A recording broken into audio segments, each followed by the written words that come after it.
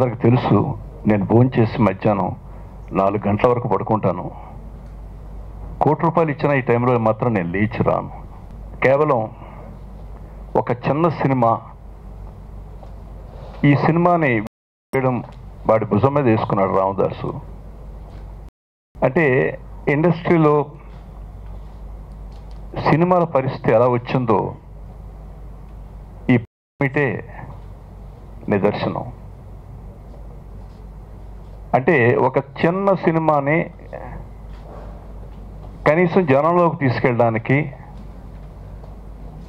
Press ముందుకు వచ్చి, ఒక సినిమా ఉంది, ఈ సినిమా ఎల్లుండి రిలీజ్ అవుతోంది కాబట్టి ఈ సినిమా దయచేసి చూడండి అని జనం ముందు చెప్పుకోవడానికి కూడా చిన్న సినిమాకి గతి లేని పరిస్థితి కనిపిస్తుంది.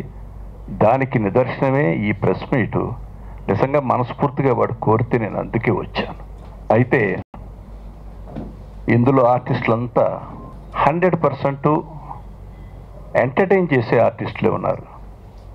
ఇవాళ జనంలో పృథ్వీ కానీ, సంపు కానీ, పోసాని కానీ, జీవా కానీ, శకలక్ కానీ, రాజేష్ కానీ, వీళ్ళందరూ కూడా ఎంటర్టైన్ చేసేవాళ్ళే.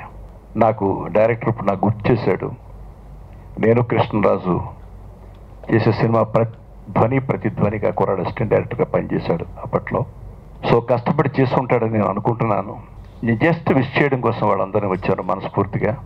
అశ్విని సో చక్కగా తెలుగులో మాట్లాడింది, బాబుని, విజయ్ భారత్, ఇలాంటి వాళ్ళందరినీ, ఔత్సాహకులందరినీ కొంత ఆశీర్వదించాలని, ఈ సినిమా ఎల్లుండి తప్పకుండా జనం చూడడానికి రావాలని, వీళ్ళందరికీ మంచి జరగాలని మనస్ఫూర్తిగా కోరుకుంటూ, ముత్యాల రామదాసు చిన్న సినిమానికి నిర్మాతలకు కానీ, డిస్ట్రిబ్యూటర్స్కి కానీ, ఎగ్జిబిటర్స్ కానీ తల్లో 4గా అందరికీ ఉపయోగపడే మనిషి. ముఖ్యంగా ఏమైనా సినిమాలు దెబ్బతింటే ఆ దెబ్బతిన్న వాళ్ళు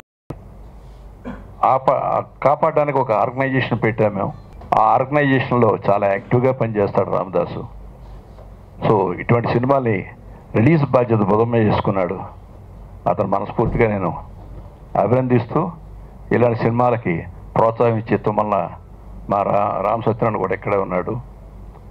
ఇలా ఈ చిన్న సినిమాలకి ఇలాంటి కనీసం ఓ 10 మంది ఈ నిర్మాతల్లో కాస్త ముందుకు వచ్చేవాళ్ళు ఉన్నారు. వాళ్ళు అభినందిస్తూ ఈ cinema, I wish the entire team to get a good success.